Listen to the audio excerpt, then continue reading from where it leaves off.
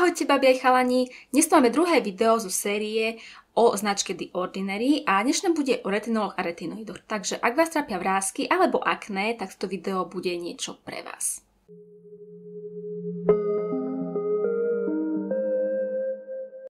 Predtým, než si povieme o jednotlivých produktoch, ktoré The Ordinary ponúkajú na svojej stránke, tak si najprv musíme povedať, čo sú to tie retinoidy a retinoly, na čo sa používajú a aký je medzi nimi rozdiel.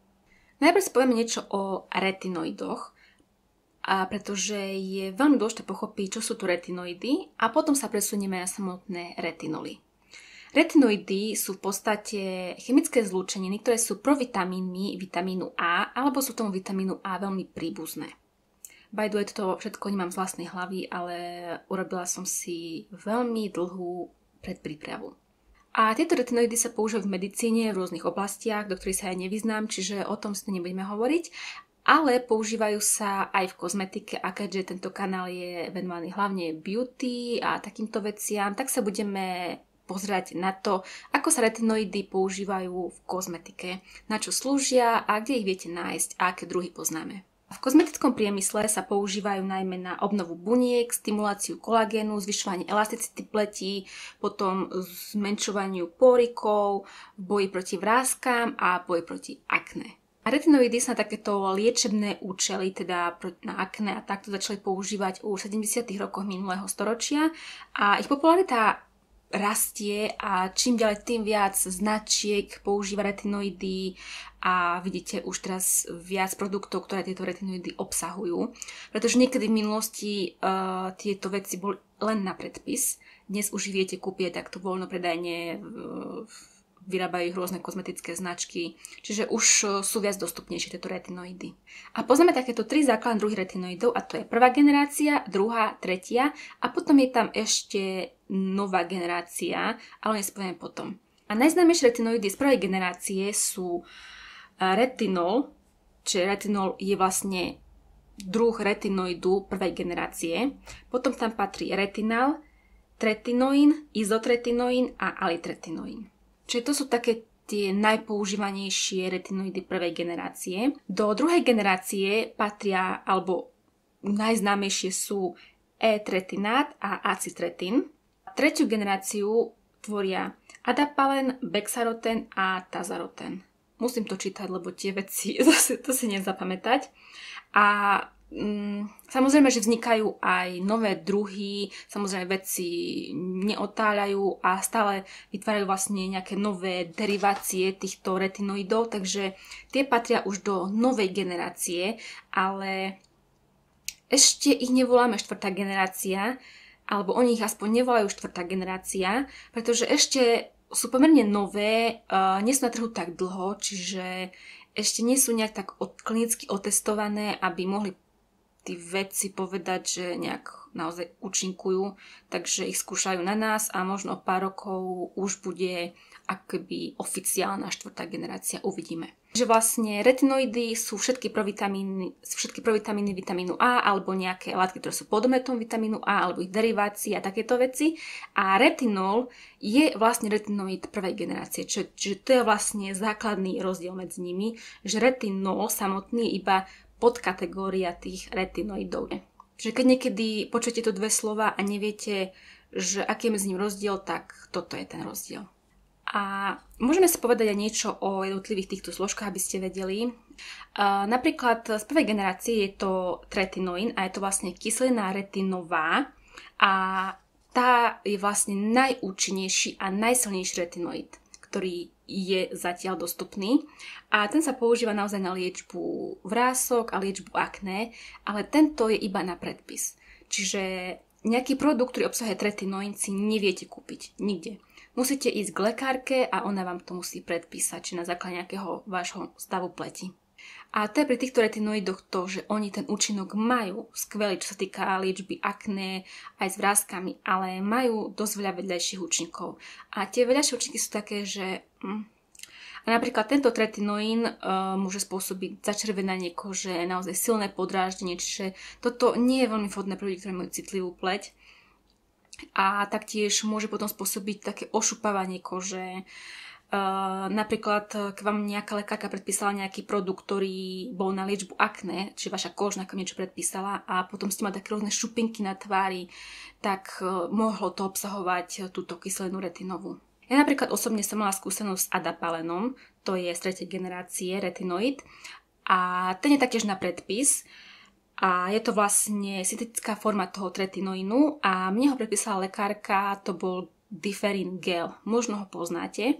Ten Differin gel obsahuje ten adapalen a tiež som potom už po dlhom používaní naozaj účinkovalo to, naozaj akné mi zmizlo, naozaj, ale mala som takú dosť také šupinky som mala na tvári, naozaj sa mi hrozne šupala, tá pleť bola som jak ryba, bolo to už potom také, že až veľmi nedobre, takže som to potom vysadila, som nepoužívala nič. A to akné sa mi nevrátilo v takejto silnej forme, ako som mala predtým. Akože stala sa mi niečo vyhodiť na tvári, ale ako v puberte som mala hroznú pleť, naozaj hroznú.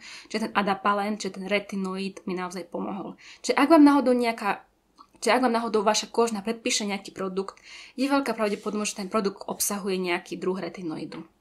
A najznámejším retinoidom je retinol. The Ordinary ho používa vo svojich produktoch, ale aj veľa iných značiek, čiže určite si o ňom počuli. A najznámejšie najmä kvôli tomu, pretože má naozaj veľmi silné anti-aging účinky, čiže naozaj je výborný proti vráskam. A tento už nie je na predpis, čiže viete ho zohnať voľnopredajne akože v nejakých kozmetických produktoch, ako napríklad The Ordinary. Čiže viete si pomôcť aj takto, nemusíte ísť k lekárke. A on vlastne je formou vitamínu A a vlastne zvyšuje tvorbu kolagénu, zvyšuje elasticitu pleti, čiže vlastne všetko to, čo chceme, redukuje tvorbu vrások, čiže je dobrý aj ako na predchádzanie tým vrázkam, ale už keď máte nejaké vrásky, tak on ich vie tak zjemniť. Ale aj tento retinol má tie nežiaduce účinky, ako majú tie retinoidy, ktoré sú na predpis. Čiže môže vám začervenať koža, môže sa vám šúpať koža, nie je to vôbec vhodné pre ľudí, ktorí majú citlivú pleť. A veľa ľudí možno aj ten retinol používali a to používanie potom vzdali alebo nedopoužívali ten produkt kvôli tým vedľajším účinkom. Samozrejme, nemusí sa vám to stať, závisí od toho, že aká je vaša pokožka odolná, ale čím citlivejšiu máte pleť, tak tým máte väčšiu pravdepodobnosť, že sa vám tie nežiaduce účinky prejavia. Problémom je taktiež to, že je rozpustný a stabilný len v olejoch, čiže ak nemáte radi olejové produkty, tak toto by vám mohlo vadiť. Napríklad ja až tak oleje veľmi nemusím, neznamená to, že ich nepoužijem, ale až tak veľmi ich nemám rada, pretože mám masnú pleť a vlastne nenájdete ho v žiadnom produkte, ktorý je na báze vody. A taktiež tento retinol je veľmi, veľmi citlivý na svetlo, či musí byť v takýchto tmavých fľaštičkách, ako sú tieto. Lebo ak sa dostane na svetlo, tak to znižuje jeho stabilitu a znižuje to jeho účinnosť. A tým, že ten retinol je naozaj taký účinný, ale nie je taký stabilný a je dosť drsný k pokožke, tak vznikli rôzne deriváty toho retinolu, ako sú napríklad retinaldehyd, retinylacetát a retinylpopionát. A tieto sú už jemnejšie k pokožke, čiže tie nežiaduce účinky sú trošku jemnejšie, ale zároveň tým, že tie látky sú takéto jemnejšie, tak je ten účinok nie je až taký viditeľný, alebo musíte ich používať dlhé mesiace, aby ste videli taký účinok ako za pár týždňov pri retinole. A tým, že tieto retinoidy sú veľmi účinné, ale nikto nechce vlastne používať produkty, ktoré mu spôsobujú na pleti nejaké nežiaduce účinky, čo mám z toho, že nebudem aj vrásky, keď budem šupinatá, alebo budem mať stále začervenanú pleť, ani aby som ten produkt nepoužívala. Čiže vedci sa snažia vytvárať rôzne nejaké nové molekuly, nové deriváty a neviem ešte čo, ja sa do toho až tak veľmi nevyznám, nie som chemik. A preto vznikla nová generácia retinoidov. To je tá nová generácia, o ktorej sme si hovorili predtým. A tie už nemajú také vedľajšie účinky, ale údajne sú rovnako účinné ako ten retinol. Ale tým, že sú to nové vlastne molekuly, nie sú tak dlho na tom trhu, ešte nie sú tak otestované. Oni sú síce v predaji, viete si ich kúpiť v nejakých produktoch, ale ešte, viete, z dlhodobého hľadiska sa nedá povedať, či ten účinok je naozaj taký. A medzi také najznámejšie tie nové generácie, ktoré už nemajú tie vedľajšie účinky, čiže ktoré by vás mohli zaujímať, čiže ak ste niekedy v minulosti skúšali nejaký retinol a bol dobrý, že vedeli ste naozaj to účinkuje, ale mali ste vedľajšie účinky, tak by ste sa mohli poznať tú novú generáciu a také najznámejšie sú retinil retinoat a ten je podľa korejských vedcov účinný ako retinol, čiže top. A vraj nemá žiadne vedľajšie účinky. A druhý retinoid, ktorý vás mohol zaujímať z novej generácie, je hydroxypinacolon retinoat. Dúfam, že som to prečítala správne. A tento retinoid nájdete práve v produkte The Ordinary, to je Granactive retinoid 2% emulzia. Čiže tu nás nachádza tento retinoid z novej generácie, ktorý by už nemal spôsobovať tie vedľajšie účinky. No a tento je vraj rýchlejšie pôsobiaca forma retinoidu, ktorý je veľmi podobný retinolu, ale už vraj bez tých vedľajších účinkov. Je tam menšie riziko podráždenia pleti, menšie riziko šúpania, menšie riziko začervenania a teda. Takže to je taký stručný, naozaj stručný prehľad, aký rozdiel medzi retinoidmi, retinolmi a aké sú najznámejšie druhy retinoidov. A teraz sa môžeme pozrieť rovno na produkty, ktoré predávajú The Ordinary. The Ordinary majú momentálne v ponuke 6 produktov, ktoré obsahujú retinoidy. A aspoň v tomto momente, keď to krútim, ak potom nejaké produkty pridajú, tak samozrejme budem robiť nejaké aktualizované videá. Ale dnes si povieme niečo o tých 6 produktoch, tak v skratke, ale tak, aby to bolo jasné. Prvé 3 produkty sú v podstate rovnaké a jediné, čo je, v čom sú rozdielne, je iba koncentrácia toho retinolu. Čiže tieto 3 produkty obsahujú retinol, čiže je to tá prvá generácia retinoidov. Tieto som neskúšala, pretože keďže som mala nežiaduce účinky, teda tie vedľajšie účinky z toho adapalenu, tak verím tomu, že by som mala aj po tomto tie vedľajšie účinky, čo nechcem. No a tieto sa volajú retinol 0,2%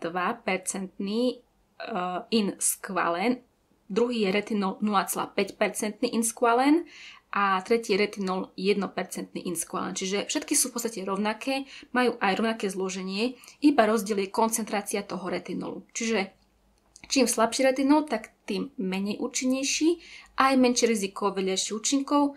Samozrejme, čím väčšia koncentrácia toho retinolu, tak tým väčší účinok, ale aj väčšie riziko podráždenia pleti.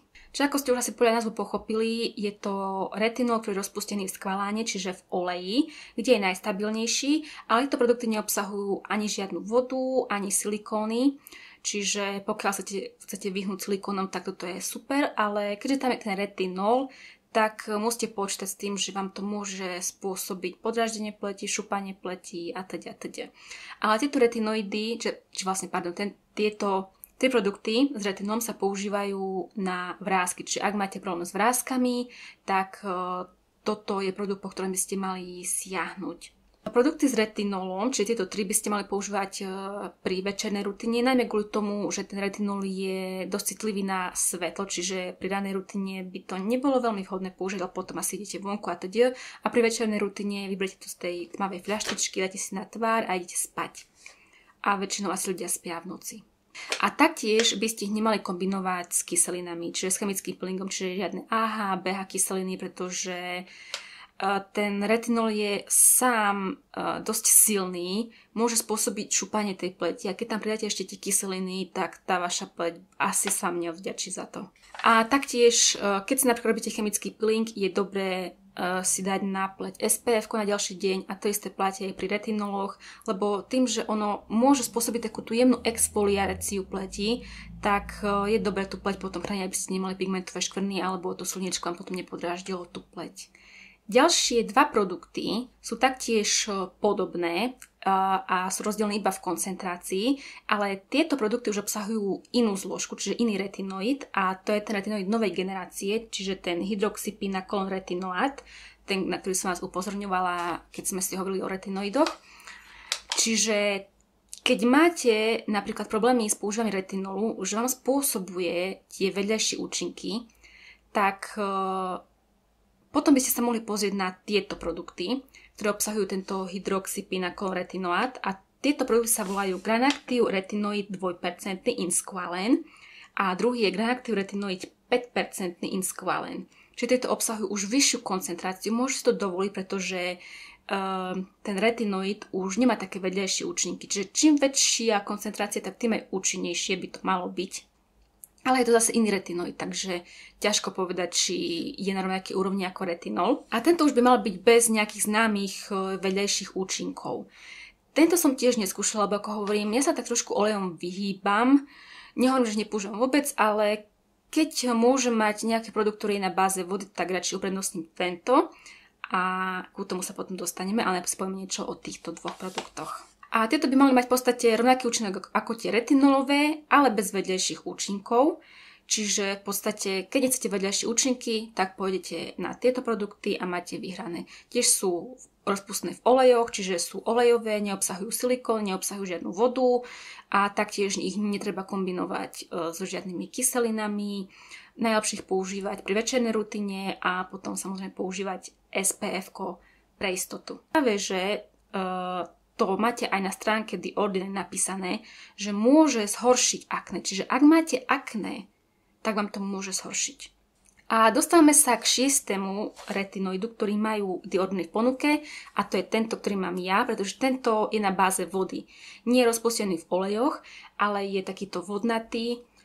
Ono už do toho veľa nie je, ale ukážem, vidíte, také mliečne.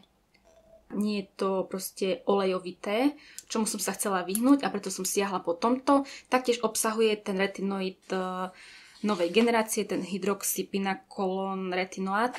Ja keď som si to dala na pleť, ja som sa vysypala, mala som také červené fľaky, najmä tu na čele, na brade.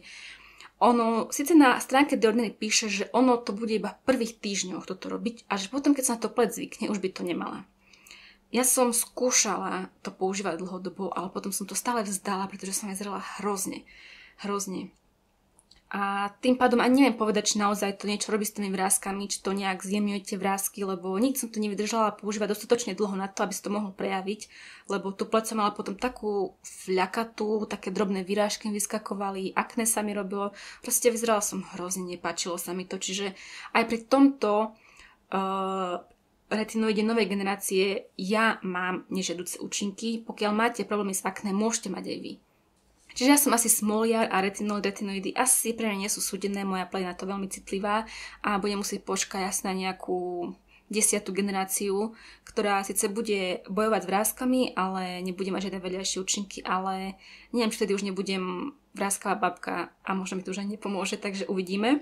Každopádne, keď chcete vyskúšať retinoidy alebo retinoly, myslím si, že The Ordinary je skvelý začiatok, pretože tieto produkty sú lacné. Keď vyhodíte tých 7-8 eur za toto a nesadne vám to, nebudete to tak ľutovať. Pokiaľ si kúpite retinol nejaké iné značky, lebo tie retinoly sú drahé, stoja nad 50 eur. Predstavte si, že pôjdete si kúpiť značku XY, zaplatíte 60 eur za retinol a zistíte, že vám to robí zle na pleti, nemôžete ho dopoužívať, budete asi naštvaná. Čiže toto je také niečo, keď chcete začať s retinolmi alebo retinoidmi a nie ste si istí, či vám to sadne, nesadne, toto je naozaj skvelý začiatok. A môžete si vybrať medzi olejovými alebo medzi týmto vodnatým.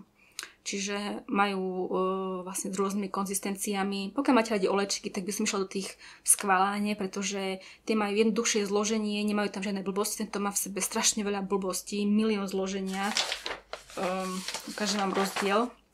Toto je zloženie tohto, ktoré je na báze vody, milión vecí.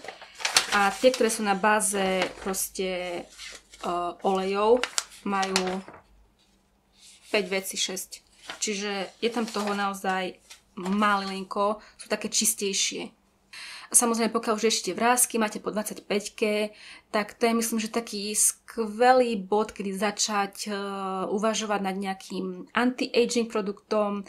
Retinoidy sú jediné známe proste takéto molekuly, ktoré naozaj robia niečo s tými vráskami, lebo ostatné veci ako kyselina hyaluronová s vráskami nerobí nič, ona iba hydratuje tú pleť. Ale na samotné vrásky sa nezabráni ostatné veci. Ešte je nejaká nová molekula Matrix, alebo niečo takéto. O tom si povieme niečo neskôr, ale tie retinoly sú naozaj akože účinné. Niečo s tým robia, takže keď chcete niečo na prevenciu, alebo keď už máte vrásky, idete bojovať s vrástkami, tak toto je skvelý produkt. A naozaj dúfam, že nebudete takí smoliari ako ja, že toho proste nemôžem používať. Ja s tým mám dobrú skúsenosť s tými novými generáciami a zase tie predchádzajúce generácie, zase ja mám tie vedľajšie účinky, čo ale akože nie je žiadne tajomstvo, no. Ono je to dosť drastické na tú pleť, alebo keď máte citlivú pleť, tak toto tiež nie je niečo pre vás. Takže dostali sme sa na koniec videa, dúfam, že som vás neunudila na smrť, ale verím tomu, že dokonca toto pozerali ľudia, len tí ľudia, ktorých naozaj zaujímalo niečo o retinoloch, retinoidoch alebo o značke The Ordinary. Dúfam, že som to tak nejak zhrnula. Bolo ťažké vybrať tie najzákladnejšie informácie, čo vám tu napoviem, čo nie, ale hádam som vám to nejak tak objasnila, čo sú retinoly, retinoidy a že ak si budete najbližšie kupovať nejaký produkt s touto zložkou, tak budete vedieť, čo to je, po akej zložke sa pozerať a ktorú si vybrať. A ak náhodou som v tomto videu nepovedala niečo, čo vás zaujíma o retinoloch, retinoidoch, taktiež sa mi to dajte vedieť, napíšte mi, pokiaľ to viem, odpíšem vám, pokiaľ to neviem, tak to nájdem na internete a dávam tiež vedieť a ja sa pri tom niečo naučím nové. Dúfam, že ste nezomreli od nudy a dúfam, že sa vám toto video páčilo, že ste sa pri mne niečo naučili, lebo ja som sa strašne veľa naučila, keď som toto všetko spisovala do tých papierov. A vidíme sa pri ďalšom videu. Takže ahojte!